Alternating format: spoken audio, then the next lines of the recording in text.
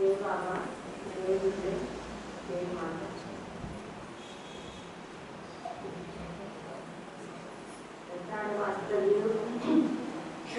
बाबा प्रेमिకులు 44 యాదృష్టి చేసుకుంటున్నారు మాటకి కూడా చాలా సంతోషం. చాలా ఉన్నతాంతమైనది. ఈ సెంటర్ కూడా చాలా ప్రముఖమైనది, పుణ్యక్షేత్రం కనిపిస్తుంది.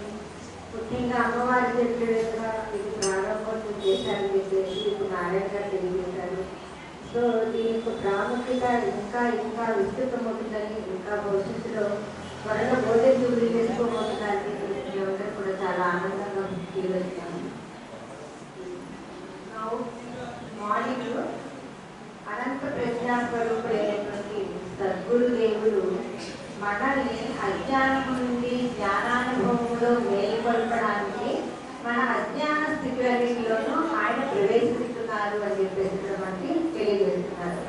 అలా ప్రవేశించిన ఫస్ట్ స్థితి పరాంతర పరబ్రహ్మ స్థితిలో ఆయన ప్రవేశించి మన ఎరుక లేనటువంటి వారికి మన యొక్క అస్తిత్వం యొక్క ఎరుకలు తెలియజేశారని, రెండవ స్థితి అయినటువంటి పరమాత్మ స్థితిలో నీవంటే ఏమిటో, నువ్వు చేసే పని ఏమిటో తెలియనటువంటి నీవు ఈశ్వర స్థితిలో ఉన్నావు.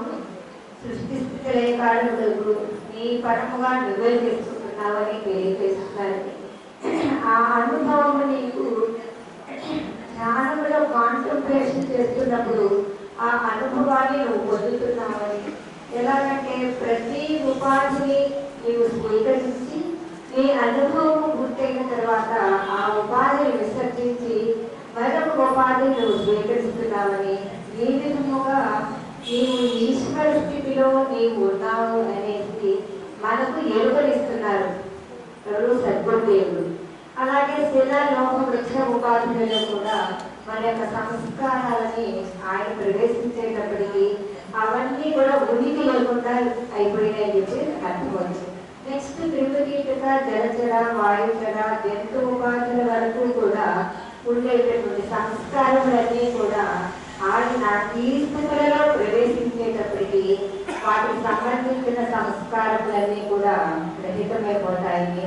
సో ఇప్పుడు నీవు ఆధ్యాత్మికంగా పురోగమించడానికి ఏవైతే ఆటంకముగా ఉన్నాయో ఆ సంస్కారాలన్నీ కూడా ఉనికి లేకుండా తుడిచిపెట్టుకుపోతున్నాయని చెప్పేసి మనకి అర్థమవుతుంది.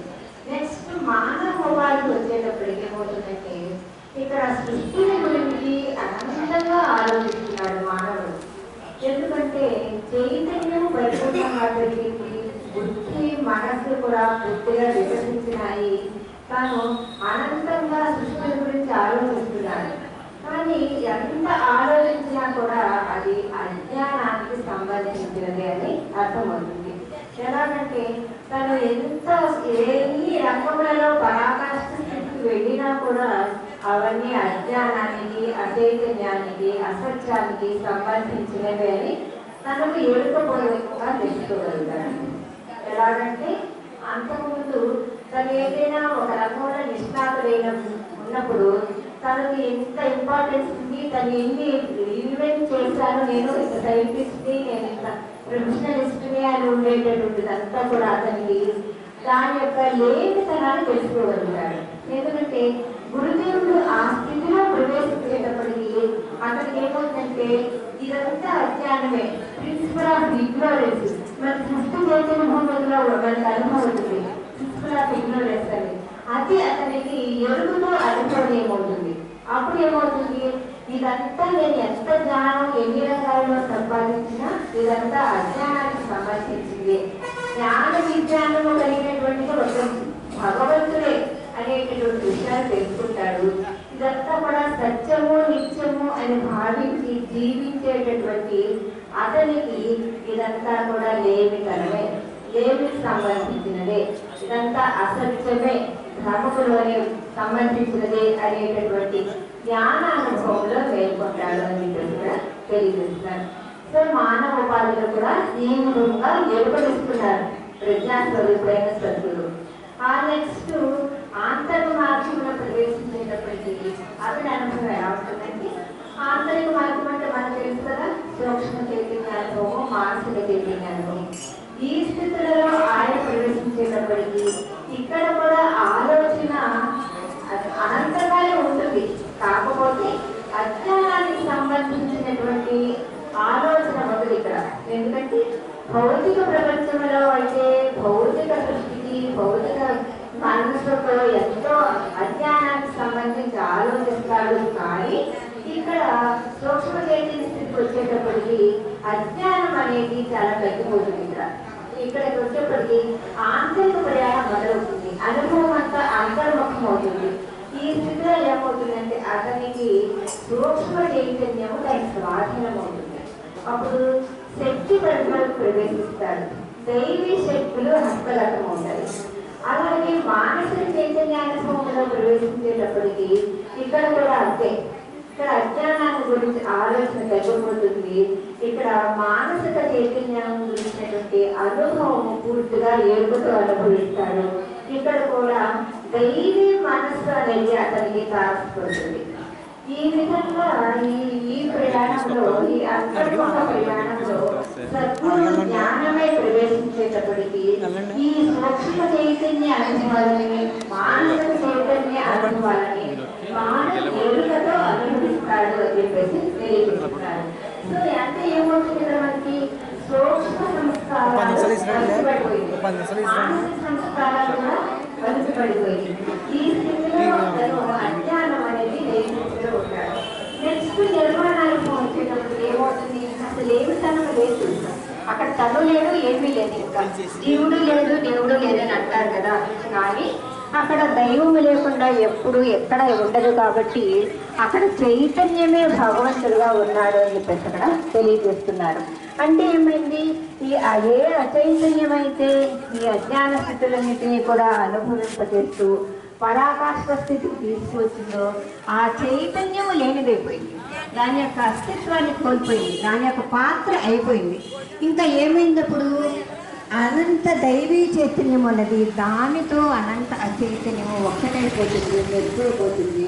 ఇప్పుడు మిగిలి ఉన్నది ఏంటంటే అనంత దైవీ చైతన్యం అని తెలియజేస్తున్నారు. అంటే అది మిగిలిన తెలియజేస్తున్నారు. అది ఏడవ చైతన్య కూడా తెలియజేస్తున్నారు.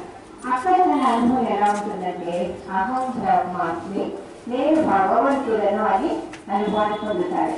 అంటే గురువు వరకు ఇచ్చినటువంటి ప్రజ్ఞ నిర్వాణానుభవం వరకు సహాయం చేసింది. ఆ తర్వాత అనంత ప్రజ్ఞని అనంత మనసులో నేను భగవంతుడిని అనేటువంటి అనుభవాన్ని పొందుతున్నాడు అని చెప్పేసి కూడా అర్థమవుతుంది.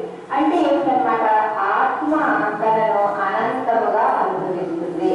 అంటే అనంతమే అనంతముగా శాశ్వతముగా అనుభవాన్ని పొందుతుంది. అది బ్రహ్మాస్మి అనుభవం అని తెలియజేస్తున్నారు. అంటే అనంత ప్రజ్ఞ అయిన సత్తుడు ఈ అజ్ఞాన స్థితులన్నిటిలో ప్రవేశించి ఈ ఎరుకతో ఈ అజ్ఞానాన్ని అధిగమింపజేస్తున్నారు. ఇంకా ఈ స్థితికి వచ్చేటప్పటికి అజ్ఞానం అనేది గ్రేసెస్ కూడా లేవు. అవును, ఇప్పుడు కొత్తగా చేసేదేముంది, అంతకుముందు ఈ కార్యక్రమం అంతా జరగలేదా అని అనుకోవచ్చు. అంతకుముందు కార్యక్రమం జరుగుతుంది. కానీ ఎలాగంటే కొద్దిమంది సాంప్రదాయాలు చెప్పినా వేదాలు చెప్పినా ఎవరు చెప్పినా కూడా ఏమవుతుంది, కొంతవరకు మాత్రమే సహాయం అందుతుంది. అంటే పెద్ద పురుషులకు 56 పెద్ద పురుషులు మాత్రమే ఈ అనుభవాన్ని పొంది ఉంటారు. అహం బ్రహ్మాస్మి అనే అనుభవాన్ని పొందుతారు. జనరల్ గా అహం బ్రహ్మాస్మి అంటే ఏవైతే ఆత్మ సాక్షాత్కారం అది అయిన తర్వాత ఒక వారము లేకపోతే ఒక నెల రోజులు 2 నెలల తర్వాత శరీరము చాలా చేసేస్తారు, శరీరం విసర్జన చేస్తారు. కానీ ఈ మేల్కొల్పు కార్యక్రమంలో ఏమిటంటే జరిగేది, ఇక్కడ సద్గురు అనంత ప్రజ్ఞయే ప్రవేశించేటప్పటికీ మీకు నిర్వాణ అనుభవాన్ని ఎరుకతో అనుభవింపజేస్తారు. నిర్వాణ వారు ఏం చేస్తారు, చైతన్యాన్ని ప్రతి అవతారంలో పెంచుకుంటూ వచ్చి ఈ అవతారంలో నిర్వాణ చైతన్యానుభవంతో తీసుకొచ్చేస్తారు చైతన్యాన్ని. సో ప్రతి ఒక్కరూ కూడా నిర్మాణ చైతన్యానుభవాన్ని పొందడానికి అర్హులే. మీరందరినీ నదిలో కూర్చోబెట్టాను అన్నారు, కానీ ఎరుక పరుచుకోవాలి. ఎరుక పరుచుకోవడం అంటే అనుభవం పొందడమే, నిర్వాణానుభవాన్ని మనం పొందాలి. అది మామూలుగా ఎలా జరుగుతుంది, చైతన్య బృందానుభవాల ద్వారా జరగాలి. అది ఎలా పరిణామ దశ పునర్జన్మలు పూర్తి చేసుకుని ఆధ్యాత్మిక మార్గంలో అవి సూక్ష్మ చైతన్య భూతానుభవాలు, తర్వాత శక్తి పరిధికి సంబంధించి మానసిక చైతన్యానుభవాలు, మనసు పరిధికి సంబంధించి ఇవన్నీ అధిగమించినటువంటి స్థితిలో నిర్మాణానుభవాలు పొందుతాము. కానీ ఇప్పుడు ఈ మేల్కొన్న కార్యక్రమం ఏం చేస్తున్నారంటే, సద్గురు మన అజ్ఞానములో ప్రవేశించేటప్పటికీ ఈ అజ్ఞాన స్థితులన్నింటినీ కూడా ఆయన రహితపరిచేటప్పటికీ అజ్ఞానంగా లేనిపోయింది, లేని దానిలో లేని కోల్పోయింది. ఇంకా ఏమున్నది? సత్యము మాత్రమే ఉన్నది. భగవంతుడే సత్యము అనేటువంటి అనుభవాన్ని నీవు పొందుతున్నావు. సో ఇప్పుడు నీకు భూమికి అనుభవాలు అవసరం లేదు, ఇప్పుడు నీకు నీరు అనుభవం కూడా అవసరం లేదు. నిర్మాణం యొక్క ఎరుక నువ్వు పొందాలి. ఎలా పొందుతావు? గురుదేవుడు తెలియజేసినటువంటి నామము, మౌనము, ధ్యానము తప్పనిసరిగా. ముఖ్యంగా గురుదేవుడు తెలియజేసినటువంటి ఈ కార్యక్రమం ముఖ్యంగా జరిగింది ఏమిటంటే, మనకు తెలియపరుస్తూ గురుదేవుడు చేశారు. నేను విశ్వమంతరికి సహాయం చేయడం కోసము ఆయన ఆదిశక్తి, పరాశక్తి ఏదైతే అజ్ఞాన స్థితులకు నిలమై ఉన్నదో, ఈ అజ్ఞాన స్థితులలో ఆయన ప్రవేశించడానికి ఆ ఆదిశక్తి దారి ఇవ్వాలి. అలా రిక్వెస్ట్ చేశారు, దారి ఏర్పరచుకున్నారు, ఆయన ప్రవేశించారు. కానీ మన ఇండివిజువల్గా మనలో కూడా ఆయన ప్రవేశించి ఈ మేలుకొల్పు కార్యక్రమాన్ని మన పరంగా ఆయన ప్రారంభించి ఆయన మన అజ్ఞాన స్థితులలో ప్రవేశించి అజ్ఞానానుభవాన్ని పొంది అజ్ఞానాన్ని అజ్ఞానంగా గుర్తింపచేసి అజ్ఞానం లేనిదైపోయే స్థితిలో జ్ఞానానుభవంలో మనల్ని వేరుపరుస్తారు. అందుకు ఆయన జ్ఞాన స్వరూపమై మన అజ్ఞానంలో ప్రవేశిస్తున్నారు. ఇప్పుడు మనమేం చేయాలంటే, మనం జరుగుతుంది ఈ కార్యక్రమం, ఆయన ప్రవేశించారు, ఎప్పుడుకో చేస్తారు, ఎప్పుడుకో మేల్కొంటామని కాదు. ఇప్పుడు మన బాధ్యత ఏమిటంటే, మనలో ఆయన ప్రవేశించి కార్యక్రమం ఉధృతంగా చేయాలి, మనం మేల్కొనాలి, దైవీ జీవితం జీవించాలి అనే జిజ్ఞాస కనుక నీకు ఉన్నట్లయితే నీవు పర్సనల్గా నీ పరంగా ఈ అజ్ఞాన స్థితులను తొలగించడానికి మాతృశ్రీ వారిని నువ్వు రిక్వెస్ట్ చేయాలి. ఆది పరాశక్తిని నువ్వు అమ్మ నాకు రాలేదు, అజ్ఞాన స్థితులను తొలగించు. ఎందుకు ఆమె అడగాలి? ఎందుకంటే ఆవిడ శక్తిగా, విక్షేప శక్తిగా ఆమె ఉన్నారు, మరి ఆటంకంగా ఉన్నారు. మీకు తెలుసు కదండి, విక్షేప శక్తి అంటే ఏంటంటే ఏది దాంట్లో తాదాత్మ్యం చెందిపోతాం. అసలే లేదు, అదేదో ఉన్నదనుకుని దాంట్లో తాదాత్మ్యం చెందిపోయి అదే నిజమనుకుని దాని వెంటే పడుతున్నాం. అలాగే ఆవిడ శక్తి అంటే ఉన్నదానిని తప్పు ముడుస్తుంది. అంటే ఉన్నది ఏదో అక్కడ నీకు ఓపెన్ అవి కానీ కనిపించదు. ఎందుకంటే మాయ అనేది దాన్ని ఆచ్ఛాదించుకుంటుంది. కాబట్టి ఈ ఆచ్ఛేదన కానీ ఈ విక్షేపక శక్తిగా కానీ నువ్వు మాకు అడ్డు రాకుండా మాకు నా గురుదేవులకు జ్ఞాన స్వరూపుడైన గురుదేవులు నా అజ్ఞానంలో ప్రవేశించడానికి నాకు దారి ఇవ్వు అని ఆమె రిక్వెస్ట్ చేయాలి. మనం ఎలా రిక్వెస్ట్ చేస్తాం? మనకు ఇక్కడ శ్రీ సూక్తం తీసుకున్నాం. శ్రీ సూక్తం ద్వారా మనకు ఆమె సహాయం తప్పనిసరిగా లభిస్తుంది. మనకు సాధారణ సహాయం, మనకు కోరే సహాయం అదే. ఎందుకంటే ఆమె దారి ఇచ్చినప్పుడు చైతన్య స్వరూపుడైనటువంటి, అంత ప్రజ్ఞా స్వరూపుడైనటువంటి, జ్ఞాన స్వరూపుడైనటువంటి సద్గురుదేవుడు మన అజ్ఞానంలో ప్రవేశించి మన అజ్ఞాన స్థితులన్నింటినీ కూడా ఆయన ప్రయాణించి ప్రతి స్థితి యొక్క లేఖనాన్ని గుర్తింపజేసి టోటల్ గా అజ్ఞానం అనే దానిని ఆయన కలిగి చేస్తారు, రద్దు చేస్తారని చెప్పేసి ఇక్కడ మనకి అర్థమవుతుంది. ఇప్పుడు మనకి ఏంటి చివరిగా మనం తెలుసుకోవాల్సింది, గురుదేవుడు మనలో మనకు సహాయం చేయడానికి ఉన్నారు.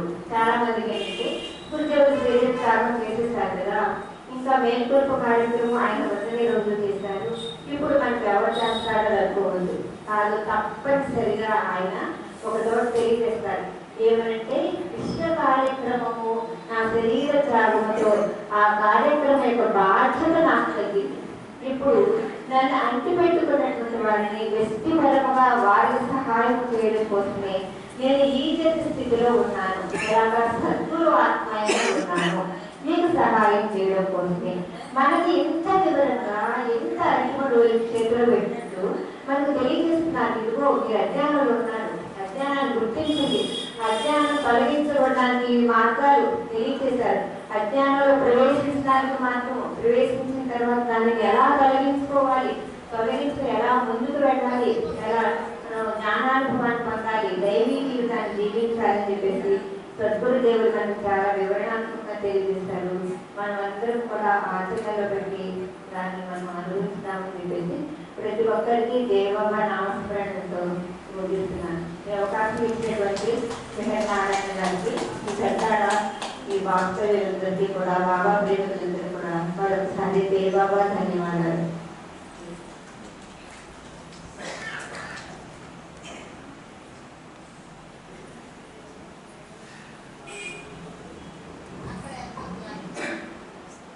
జై బాబా.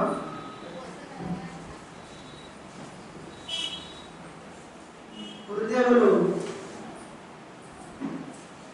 మానవాళికి అవసరమైనటువంటి మేల్కొల్పు కార్యక్రమాన్ని విజయవాడలో ప్రారంభించడం జరిగింది.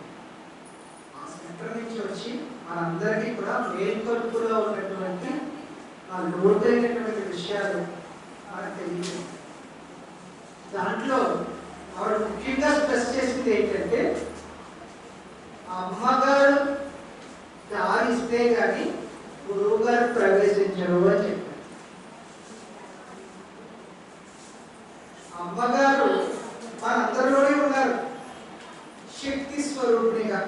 ఆ శక్తి మనకి రెండు విధాలుగా వ్యక్తమవుతుంది. ఆ శక్తి మనలో రెండు విధాలుగా వ్యక్తమవుతుంది. ఒకటి ఆవరణ శక్తిగా, రెండు విక్షేపణ శక్తిగా వ్యక్తమవుతుంది. ఆవరణ శక్తి అంటే ఏంటి అంటే, ఉన్న విషయాన్ని కప్పేసేది ఆవరణ శక్తి అంటారు. అంటే ఒక వస్తువు ఉందనుకోండి, ఆ వస్తువు అక్కడ కనపడదు. విక్షేపణ శక్తి ఏంటంటే, ఉన్న అంటే వస్తువు మరొక వస్తువుగా కనిపిస్తుంది. తాడు పాములా కనిపింపడి చేసేటట్లుగా చేసేది విక్షేపణ శక్తి అంటారు. ఆవరణ శక్తి ఏమో మసకేస్తుంది, విక్షేపణ శక్తి ఏమో వేరేగా కనిపించేటట్లుగా చేస్తుంది. మనలో శక్తి రెండు పాత్రలు పోషిస్తుంది, ఆవరణ, విక్షేపణ. మన జీవితం అంతా కూడా శక్తి ఈ ఆవరణ శక్తిగా, విక్షేపణ శక్తిగా శక్తి అంతా వృధా అయిపోతూ ఉంది. మరి ఈ శక్తిని మనము ఆత్మపరంగా జీవించడానికి, భగవత్పరంగా జీవించడానికి, ఆధ్యాత్మిక జీవితం జీవించడానికి ఉపయోగించుకోవాలి అంటే దారి ఇవ్వాల్సింది ఎవరు అంటే శక్తి స్వరూపమైనటువంటి అమ్మగారు. ఆవిడ ఈ ఆవరణ శక్తిని, విక్షేపణ శక్తిని ఇచ్ఛాశక్తిగా, క్రియాశక్తిగా, జ్ఞానశక్తిగా మనలో కలిగింపజేసి మనకి మార్గాన్ని సులభం చేస్తారు. ఇప్పుడు ప్రవేశిస్తారంట జ్ఞాన స్వరూపుడైనటువంటి సద్గురువు మనలో. అప్పుడు ఎప్పుడైతే ఆయన ప్రవేశించారో ఇంకా అజ్ఞానానికి చోటు ఎక్కడుంది? అంతా జ్ఞానం. అది ఆవిడ చెప్పిన ఉపన్యాసంలో ఉన్న ముఖ్యాంశం. అమ్మగారే చూడండి. అందుకే గురుగారి దగ్గరికి వెళ్ళినప్పుడు అమ్మగారు దర్శనం చేసుకున్నారా అనేవారు. మనం అమ్మగారు దర్శనం చేసుకుని రండి అనేవారు. ఎందుకంటే ఆవిడే ఇవ్వాలి మనకు ముందు చోటు. కళ్ళు ఏం చూస్తున్నాయి? చూడకూడదు అన్ని చూస్తున్నాయి. నోరు ఏం చేస్తుంది? మాట్లాడకూడదు అన్ని మాట్లాడుతుంది. ఎందుకు? ఆవరణ శక్తి, విక్షేపణ శక్తి మనలో ఉన్నాయి. ఆ తల్లి దారిపోవాలి. సో ముందు అమ్మగారిని వేడుకోండి అని చెప్తారు. అది శక్తికి ఉన్న ప్రాధాన్యం. మరి అటువంటి ఆ శక్తి సంబంధించినటువంటి ప్రదేశం నుంచి వచ్చారు. అమ్మగారు ఉన్నారు అక్కడ విజయవాడలో. మరి సుబ్బారెడ్డి గారు వచ్చి మనందరికీ కూడా చక్కటి ఉపన్యాసాన్ని మనందరికీ అందిస్తారని ఆశిస్తూ డాక్టర్ సుబ్బారెడ్డి గారిని మనందరినీ ఆనందించే